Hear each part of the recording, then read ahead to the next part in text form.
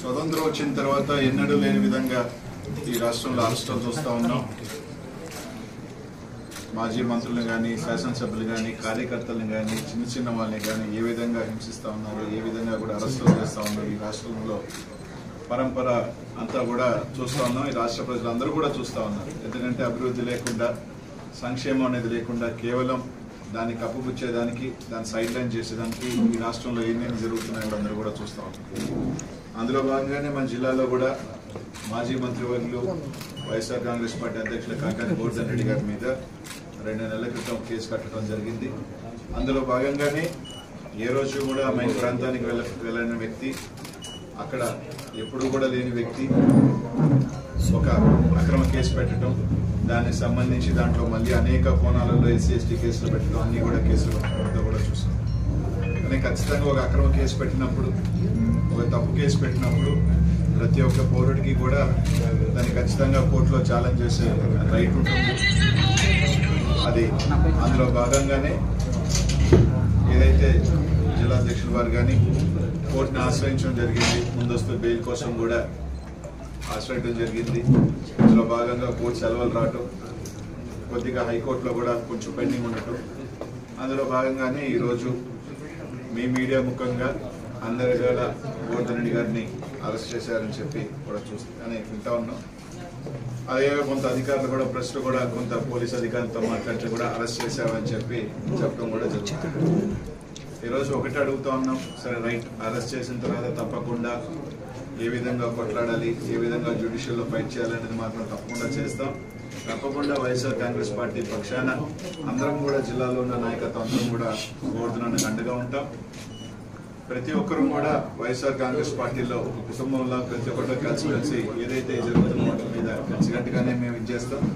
తప్పకుండా ఏదైతే కోర్సును అరెస్ట్ చేసిన తర్వాత కొద్దిగా పోలీస్ వ్యవస్థ కానీ, ఎందుకంటే జిల్లా మంత్రి గారిని అరెస్ట్ చేసిన తర్వాత వచ్చి ఎప్పుడో అరెస్ట్ చేసాం, లేదు మేము పలానా టైం పెడతాం అని తొందరగా బయటకు వచ్చి వాళ్ళకు బులెటిన్ రిలీజ్ చేస్తే బాగుంటుంది.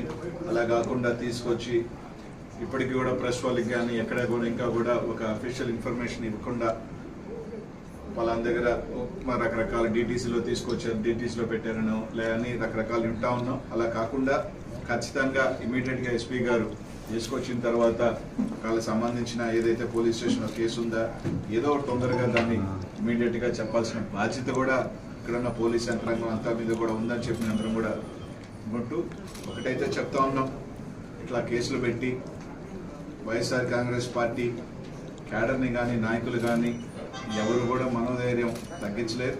మేము అందరం కూడా కలిసిగానే ఉంటాం. అందరం కూడా మా అందరి కలిసికట్టుగా సపోర్ట్ గోవర్ధనానికి ఎప్పుడు ఉంటాం.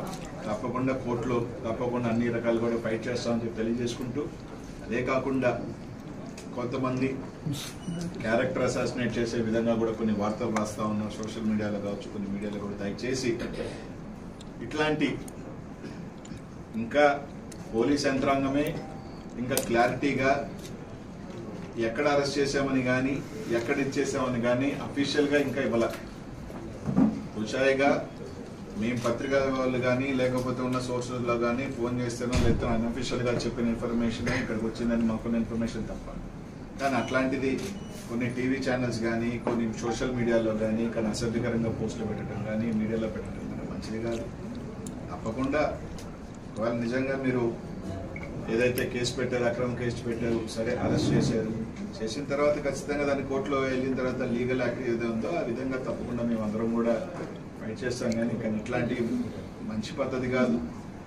ఒక వ్యక్తిగతంగా చేయటం కూడా ఎవరికి కూడా మంచిది కాదు. ప్రతి ఒక్కరికి కూడా కుటుంబాలు ఉంటాయి, ఫ్యామిలీస్ ఉంటాయి. దయచేసి అట్లాంటి ఎవరు కూడా ఇట్లాంటి చీఫ్కి దిగద్దని మాత్రం తెలియజేసుకుంటూ, తప్పకుండా పోలీసు ఎస్పీ గారిని కూడా కోరుతా ఉన్నాం, మీరు తీసుకొస్తే ఎప్పుడు తీసుకొచ్చారు, లేదు ఎప్పుడు ప్రొడ్యూస్ చేస్తారు, ఏంటా అన్నది ఖచ్చితంగా ఒక బులెటిన్ రిలీజ్ చేయాల్సిన బాధ్యత మీ అందరి మీద ఉంది. ఎందుకంటే మాకున్న ఇన్ఫర్మేషన్ మీరు అరెస్ట్ చేస్తున్నారు అని, అరెస్ట్ చేసి డీటీసీ తీసుకొచ్చారన్నది మా అందరికీ కూడా ఇన్ఫర్మేషన్ ఉంది. కాబట్టి ఖచ్చితంగా దాన్ని చెప్పాల్సింది ఇదిగా మేము కోరుతా ఉన్నాం. తప్పకుండా రైట్, మీరు అరెస్ట్ చేశారు, తప్పకుండా దానికి సంబంధించి మేము అందరం కూడా లీగల్ యాక్షన్, లీగల్గా దాన్ని ఖచ్చితంగా కూడా ఫైట్ చేస్తాం. తప్పకుండా ఒకటైతే గుర్తుపెట్టుకొని అందరూ కూడా చెప్తా ఉన్నాం, కేసుల వల్ల లేకపోతే పార్టీని డిమోరల్ చేస్తాము అంటే మాత్రం ఇదేమీ కాదు, ఇంకా కూడా రాటు తేలి